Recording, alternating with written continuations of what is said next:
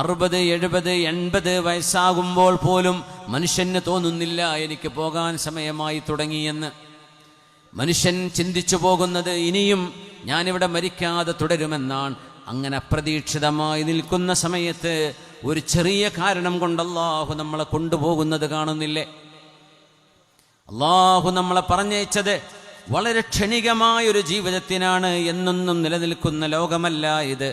വളരെ പെട്ടെന്ന് റബ്ബിലേക്ക് പോകേണ്ടവരാണ്. കുറച്ച് സമയം എക്സാം എഴുതാൻ പേപ്പർ തന്ന് എഴുതിക്കോ എന്ന് ടീച്ചർ പറയുന്ന പോലെ പരീക്ഷ നടന്നുകൊണ്ടിരിക്കുകയാണ്. ബെല്ലടിച്ചാൽ നിർത്തണം കേട്ടോ എന്നാണ് ടീച്ചറുടെ ഉത്തരവെങ്കിൽ, അതുപോലെ അള്ളാഹുവിൻ്റെ മലക്കുൽ മൗത്ത് വരുമ്പോൾ നിർത്തിപ്പോകേണ്ടവരാണ് നമ്മൾ.